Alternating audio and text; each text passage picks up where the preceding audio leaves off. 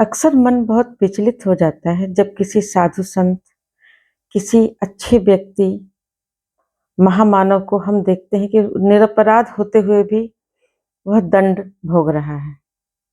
इस संबंध में मैं एक आपके साथ सत्य घटना शेयर करना चाहती हूँ कि हमारे जो नाना-नानी का घर है, उनका जो गाँव है, फूलपुर में है। फूलपुर में एक चांदोपाल स्थान पड़ता है, जहाँ पर उस गाँव के अधिकतर लोग या तो जज हैं या तो वकील हैं।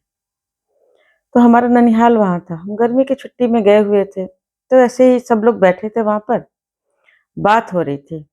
तो हमने क्वेश्चन रखा हमारे मामा जी से कि मामा जी एक चीज़ बताइए, आप तो जज हैं। ये बताइए कि क्या कानून में हमेशा जो दोषी होता है उसी को दंड मिलता है? तो उन्होंने कहा कि बेटा एक चीज़ ध्यान रखना कि जो दंड विधान है, हम जज हैं। हम जो तथ्य, साक्ष्य, प्रमाण दिए गए हैं, उसके हिसाब से हम दंड देते हैं। हम मॉरल वैल्यूज़ के हिसाब से नहीं कर सकते कि जो संविधान में रूल्स एंड नियम रेगुलेशन लिखे हैं गए हैं, उसके हिसाब से हम दे सकते हैं। तो फिर उन्होंने मुझे एक सत्य घटना बताई।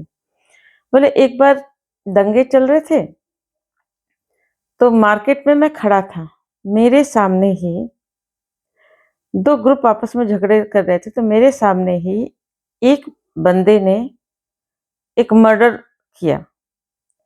उस मर्डर में क्योंकि वो बाहुबली था, उसने मर्डर किया और उसने वो चाकू ऊपर उछाला। एक जो निरपराध व्यक्ति था, जो साइकिल से जा रहा था, उसके हाथ में वो चाकू गिरा, खून के छिट्टे उसके कपड़े पे आए और वो सारी घटनाएँ इतनी क्विकली हुई कि मैंने देखा तो सब, लेकिन वो वो जो व्यक्ति था, पुलिस आई जितनी देर में तो उसके हाथ में चाकू था और उसको पकड़ा गया। जित उसने गवाह तैयार कर दिए थे जो बाहुबली था, उसकी गवाही से, उसके सारे सिस्टम से ये सिद्ध हो गया कि वो जो निरपराध व्यक्ति था वो उम, उसने मर्डर किया है। अब मुझे दंड देना था, लेकिन मेरी जो आत्मा थी वो बहुत कचोट रही थी। तो मैंने उस व्यक्ति को बुलाया, जिसको मुझे फांसी देनी थी। मैंने उसको अपने चैम्बर में बुलाया और मैंने उससे पूछा कि ये बताओ, मैंने देखा है कि तुम निरपराध हो, पर मुझे समझ में नहीं आ रहा कि तुम्हें ये दंड मिल क्यों रहा है? क्या तुमने ऐसा कोई अपराध किया है क्या जो पता नहीं है? क्योंकि मेरे हिसाब से जब किसी को दंड मिलता है तो कोई ना कोई रीज़न ज़रूर होता है। तो उस व्यक्ति ने बताया कि मैंने बोले तुम्हारे अब बचने की कोई उम्मीद नहीं है, तुम्हें फांसी 100% मिलेगी। तो उसने बताया कि मैंने अपनी पत्नी का मर्डर करके उसे अपने ही घर के आंगन में दफना रखा है। ये बात किसी को नहीं पता, क्योंकि मेरा जो गाँव है, मेरा बहुत ज़्यादा ज़मीन है और मैंने ये मर्डर किया। मैंने सबको कह दिया कि मेरी पत्नी मुझे छोड़कर भाग गई है किसी के साथ। उस दंड का ये मिल रहा है मुझे, इस झूठे में फँसा के मुझे दंड मिल रहा है। तो आप चिंता मत करिए, अब मैं इन सारी चीज़ों से मरने के लिए तैयार हूँ। मैं बहुत दिनों से मेरी आत्मा स्वयं कचोट रही थी उस अपराध के लिए। तो मामा जी ने कहा कि बेटा जो आप देख रहे हो, जब किसी निरपराध को दंड मिल रहा है तो उसके कई कारण हो सकते हैं। एक कारण हो सकता है उसके इस जन्म के कोई पाप जो प्रकट नहीं है किसी के सामने, लेकिन उसका दंड उसको किसी दूसरे माध्यम से मिल रहा है। दूसरा, उसके पिछले जन्म के भी पाप कर्म हो सकते हैं, जो इस जन्म में आकर उसको मिल रहे हैं। फिर हमारे उन्होंने आगे बताया कि एक बार एक लड़का था। उस लड़के का बचपन में बहुत ज़्यादा अब्यूज़ हुआ, सेक्सुअल अब्यूज़ हुआ। वो लड़का बहुत ज़्यादा परेशान था, तो बोले हमारे वहाँ पर क्या कहते हैं, वो लड़का जॉब वगैरह किया, वो गया बॉम्बे। बॉम्बे गया तो वहाँ पर एक पास्ट लाइफ रिग्रेशन का कोई सेशन-वेशन चल रहा था, तो उसने वो जानना चाहता था कि आखिर मेरे साथ इतना बुरा क्यों?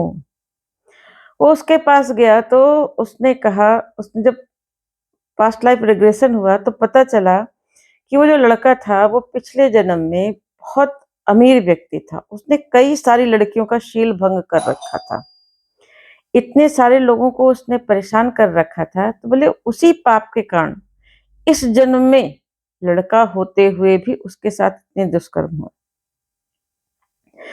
तो हम लोगों को लगता है कि भई जो अभी हमारी दृष्टि में तो जो वर्तमान हो रहा है वही हमें दिखता है, लेकिन हमें पिछले जन्म के कर्म, इस जन्म पे छुपे कर्म पता नहीं चलते हैं।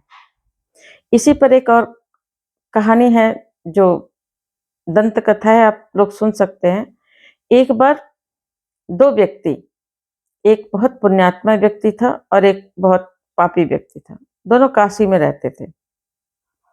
आपको पता है काशी ज्योतिषियों के लिए और बड़े-बड़े तपस्वियों के लिए एक सिद्ध स्थल है। तो वहाँ का जो राजा था उसने एक भोज आयोजन किया था। तो जब भोज में लोग आ रहे थे तो उसने देखा कि एक व्यक्ति को, जो बहुत पुण्यात्मा व्यक्ति था वर्तमान में, उसको एक काँच का टुकड़ा लगा और वो रक्त से लहूलुहान हो गया।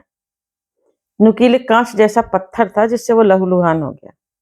और वहीं भोज में आते समय एक दूसरा व्यक्ति था जो एक पापी था, जो बहुत सारे बुरे कर्म करते थे। उसको सब जानते थे कि वो पापी है, लेकिन उसे एक लोटा धन मिला। तो लोगों में कानाफूसी शुरू हो गई, भाई देखो कलयुग आ गया है। जो धर्मात्मा है वो तो पीड़ा झेल रहा है और जो पुण्यात्मा है वो मजे ले रहा है। जो दुरात्मा है वो मजे ले रहा है, जो पुण्यात्मा है वो पीड़ा झेल रहा है। तो उन्होंने राज ज्योतिष को बुलाया और बोला कि पता करो कि इन दोनों का ऐसा क्यों हुआ।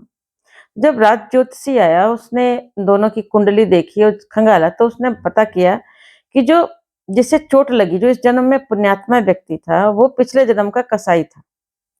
तो जब भी वो मजबूरी में, जब भी कसाई था, लेकिन वो जब भी वो कर्म करता उसे बड़ा पीड़ा होता। उससे उसको लगता कि भगवान मुझे कहाँ जन्मा दिया, अगर मुझे अगला जन्म मिला तो मैं एक पुण्यात्मा व्यक्ति बनूंगा, मैं एक अच्छा कर्म करूंगा।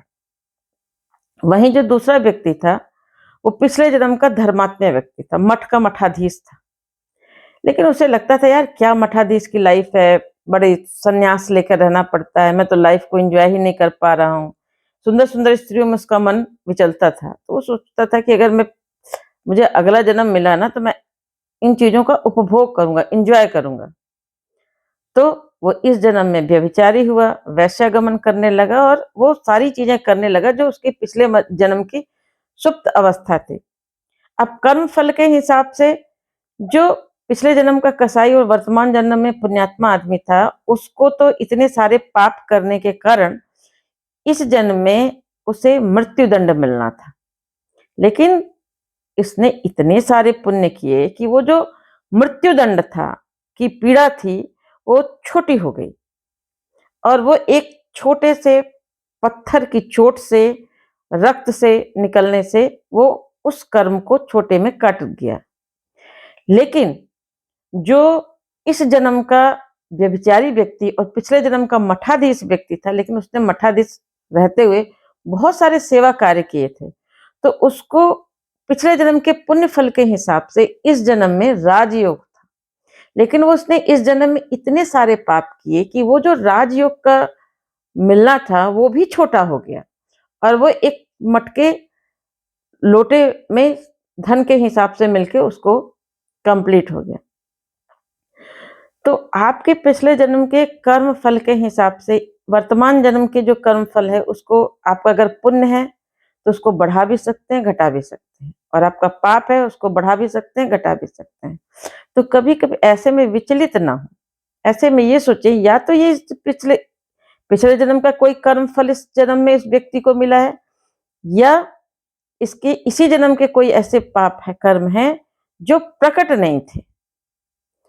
तो एक चीज आप हमेशा ध्यान रखिए कि भगवान न्यायकारी है। भगवान किसी के साथ कभी भी कुछ भी गलत नहीं करता। अब हो सकता है कि पिछले जन्म के इतने कर्म खराब हों कि इस जन्म में आपने उसको धोने का संकल्प तो ले लिया, लेकिन वो कर्म फल के बीच कहीं ना कहीं इस जन्म में भी आपको परेशान कर रहा है। तो धैर्य रखना चाहिए। आपको यदि जेल हो गई है किसी भी कारण से और आप निरपराध हैं, फँसाए गए हैं, तो आप ये सोचिए कि ईश्वर ने आपको एक ऐसा मौका दिया है जहाँ आप आध्यात्मिक उन्नति के लिए प्रयत्नशील हैं। यहाँ पर आपको कोई जॉब नहीं करनी है, आपको इस यहाँ पर वो ऐसा कोई काम नहीं करना है, कोई झंझट नहीं है। एक तरह से आप मान लीजिए तपस्वी बन जाना है। जैसे अरविंद घोष ने को जब जेल हुई थी, जैसे तपस्वियों को जब जेल होती है तो वो उसी को साधना स्थल बना लेते हैं। तो अगर आपको जेल हुई तो आप इसको साधना स्थल बना लीजिए। जंगल में लोग राजा लोग जाते थे ना तपस्या करने, आप भी राजा हैं, आप जेल में तपस्या करने के लिए हैं। और ये बहुत अच्छा है, ऐसा समय है जब आप अपनी आध्यात्मिक उन्नति को चरम शिखर पर पहुंचा सकते हैं। देखिए, शरीर को जेल के अंदर बंद किया जा सकता है ना, लेकिन आत्मा तो जेल के अंदर बंद नहीं होती। एक घटना और आपके साथ शेयर करना चाहती हूँ कि एक योगी था, उसको जेल में बंद कर दिया गया। अब उसको दूसरे विधर्मी लोग जबरदस्ती बंद किए थे क्योंकि उसके प्रभाव से धर्म परिवर्तन रुक रहा था वहां पे। वो लोग साम दाम दंड भेद करके धर्म लोगों को बदलवा रहे थे और उसके प्रभाव के कारण बदल नहीं पा रहा था, तो उन्होंने उसको जेल में डाल दिया और जेल में उसको बोला कि इसको इतना पीटो कि ये हमारे धर्म को स्वीकार कर ले। तो उनको बंद कर दिया गया। अब तरह तरह के लोग, क्योंकि उसी विधर्मी के प्रभाव के लोग थे, तो उसको बहुत पीटना शुरू कर दिए। तो वो भी बिल्कुल शांत रहता। तो सब सारे जेल वाले बोलते तुझे इतना पीटते हैं, तुझे फर्क क्यों नहीं पड़ता? बोला मेरे शरीर को पीट रहे हैं ना, मेरी आत्मा थोड़ी ना पीट सकते हैं, मेरे शरीर को कैद कर सकते हैं, मेरी आत्मा थोड़ी ना कैद करते हैं। बोले जब वो मुझे पीटने आते हैं तब मैं योग से शरीर ही छोड़ देता हूँ, पीटो। और जब वो पीट के चले जाते हैं तो मैं शरीर में वापस आ जाता हूँ। कई सारी योगिक क्रियाएं देखिए, मुझे नहीं पता आप किस कारण, किस कर्म बंधन के प्रारब्ध ने कहीं छोटी गलती के कारण, बड़ी गलती के कारण, किसी के फंसाने के कारण, अगर आप किसी भी कारण से जेल चले गए हैं तो उसकी सोच सोच के अपना दिमाग मत खराब करिए। सोचिए जो समय मिला है जेल में, ये हमें तपस्या करने के लिए मिला है। कोई अच्छी पुस्तकों का स्वाध्याय करिए, साधना करिए और इस जेल में अपने बहुत सारे प्रारब्ध आप बड़ी शीघ्रता से काट सकते हैं और पिछले जन्म के कई जन्मों के पाप आप नष्ट कर सकते हैं। 24-24 हजार के छोटे छोटे अनुष्ठान कर सकते हैं, 1.25 लाख के अनुष्ठान कर सकते हैं। और ध्यान रखिए, आपको अगर कुछ नहीं मिल रहा है, यज्ञ की अब व्यवस्था नहीं है, 1 कटोरी जल ले लीजिए, 1 चम्मच ले लीजिए, जल से जल में आहुति दे दीजिए। आपको किसी भी तामझाम की आवश्यकता नहीं है। आप उंगलियों में जप कर सकते हैं, माला मिल जाए तो माला से जप कर सकते हैं। अगर आप जेलर से बात करेंगे तो वो माला उपलब्ध करा देते हैं। मंत्र लेखन मांग सकते हैं। हमारे गायत्री परिवार, अखिल विश्व गायत्री परिवार के कई सारे सदस्य जेलों में बहुत सारे कार्य कर रहे हैं, तो आप उनसे संपर्क करके माला मांग सकते हैं। अपने जो लोग जेल में हैं उनको पहुंचा सकते हैं और बहुत सारे लोगों की आत्मिक उन्नति सुनिश्चित कर सकते हैं। जेल से जब आप बाहर आए तो एक दूसरा नया व्यक्तित्व होकर आना चाहिए। अब आपके पास चयन है कि हमें अब जो वर्तमान में जो होना था वो हो गया, इसके आगे हमें क्या करना है। तो योगी बनिए, शरीर के बंधन से मत परेशान होइए, क्योंकि एक आत्मा की आप जर्नी में हैं। आप ना शरीर हैं, ना आप मन हैं, आप एक आत्मा तत्व हैं। हो सकता है पिछले जन्म के किसी कर्मों के कारण इस जन्म में आपको भुगतना पड़ रहा है, कोई ऐसी घटना हो रही है, तो परेशान ना होके, अगर आपके परिवार में कोई ऐसे जेल में है तो उनसे भी ये समझाइए कि परेशान ना हो, इस समय को अपनी आत्मोन्नति के लिए उपयोग करिए, शांत रहिए और देखिए, आप हो सकता है आप कई सारे अनुभव प्राप्त कर सकते हैं। अगर आप 11 माला रोज ब्रह्म मुहूर्त में जपते हैं तो विश्वास मानिए 1 वर्ष के अंदर आपके कठिन से कठिन प्रारब्ध नष्ट हो जाएंगे और आप देखेंगे कि आप अपने इस जन्म की भी अनुभूतियां करने लग जाएंगे, पिछले जन्म की, आगे जन्म की भी बहुत सारी चीजें आपके दिमाग में क्लियर हो जाएंगी। और आप विश्वास मानिए, आप जैसे जंगल में मंगल मनता है, वैसे ही आप जेल में भी योग तत्व को प्राप्त कर लेंगे, अध्यात्म की उन्नति प्राप्त कर लेंगे और आप बहुत अच्छा और शानदार, आप ये कह सकते हैं, अपना व्यक्तित्व गढ़ लेंगे। तनाव उनको करना चाहिए जिन्हें ये सारी चीज़ें नहीं आती। आपके लिए तो ये सारी चीज़ें आप ऐसा मान के चलिए कि ईश्वर ने आपको जेल के माध्यम से साधना करने का उत्तम समय दिया है। इस समय को मत चूकिए और अपनी आध्यात्मिक उन्नति को सुनिश्चित करिए। धन्यवाद।